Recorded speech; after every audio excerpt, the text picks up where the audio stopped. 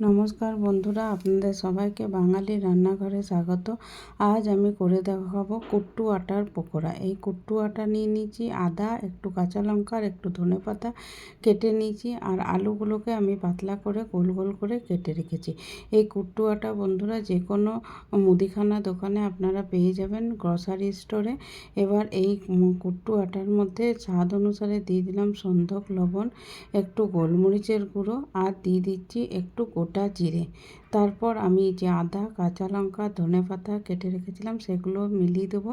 দিয়ে সব কিছুকে ভালো করে মিলিয়ে একটু একটু জল দিয়ে একটা ব্যাটার বানিয়ে নেব, যেমন আমরা বেসনের ব্যাটার বানাই পকোড়া বানানোর জন্য, ঠিক সেইভাবে। খুব বেশি পাতলাও না আর খুব ঘনও না, মোটামুটি সেমি ঘনত্বের একটা ব্যাটার বানিয়ে নিচ্ছি। আর এই বন্ধুরা এই পকোড়াটা খেতে খুবই সুন্দর হয়। আর এবার দিয়ে দিচ্ছি একটা গোটা পাতিলেবুর রস। এটা অবশ্যই দেবেন। এই পাতিলেবুর রসটাতে পকোড়াটা প্রচণ্ড মুচমুচে হবে, একদম খুবই ক্রাঞ্চি হবে, তো অবশ্যই দেবেন। আর দিয়ে এটাকেও আমি একবার সব কিছুর সাথে মিলিয়ে নিলাম। এদিকে আমি ফ্রাইং প্যানে সানফ্লাওয়ার অয়েল দিয়ে দিচ্ছি, সূর্যমুখীর তেল, কারণ ব্রতে সানফ্লাওয়ার অয়েলই খাওয়া যায়, তার জন্য।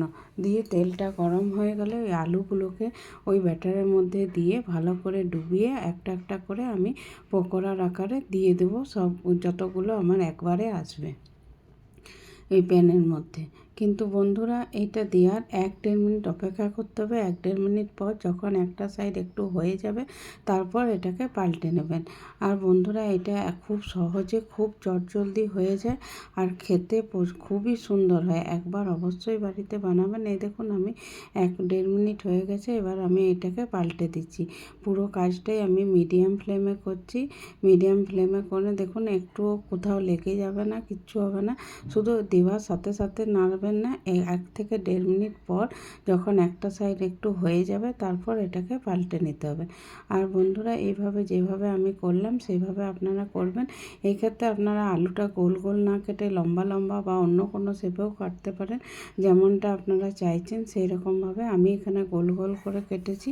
আর দেখুন এটা করতে খুব জোর 4 মিনিট মতন টাইম লাগে। 4 মিনিট মতন হয়ে গেলে দুটো সাইড হালকা সোনালি রং হয়ে গেলেই এটা পকোড়াটা আমার তৈরি হয়ে যাবে।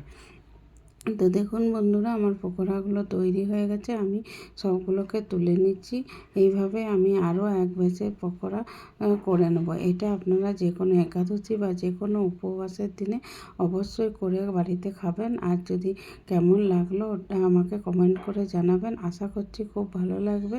আর এটা আপনারা সন্ধেবেলায় কিংবা যে কোনো দিনে, এমনকি আপনারা এমনি দিনেও করে খেতে পারেন। আর এটা এতটাই সুস্বাদু হয় যে বাচ্চা বড় সকলে খুব ভালো লাগবে।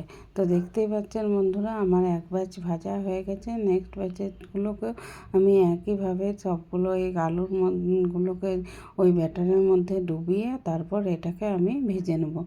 আর এটাকে এমনিও আপনারা ছোট কিছু না দিয়েও পকোড়ার মতন ভেজে খেতে পারেন, শুধু আলুটা না দিয়ে। যেমন করে সব উপকরণ আদা, কাঁচা লঙ্কা, ধনেপাতা আর একটু জিরে, একটু গোলমরিচ যেমনভাবে দিয়ে তারপর মেখে ওটাকে শুধু শুধু আপনারা একটু সেক্ষেত্রে একটু টাইট ব্যাটারটা রেখে ওটাকেও আপনারা ভেজে নিতে পারেন। ওটাও খুব ভালো লাগে। যদি আলু আপনারা না দিতে চান সেক্ষেত্রে আলুটাকে অ্যাভয়েড করেও আপনারা ভেজে নিতে পারেন। এই দেখুন বন্ধুরা আমার সেকেন্ড ব্যাচের পকোড়াগুলো ভাজা হয়ে গেল। তাহলে দেখতেই পাচ্ছেন এটা কতটা সোজা আর কতটা সুন্দর হয়েছে পকোড়াগুলো। তাহলে বাড়িতে অবশ্যই একবার ট্রাই করুন, আশা করছি খুব ভালো লাগবে। ধন্যবাদ বন্ধুরা পুরো ভিডিওটা দেখার জন্য।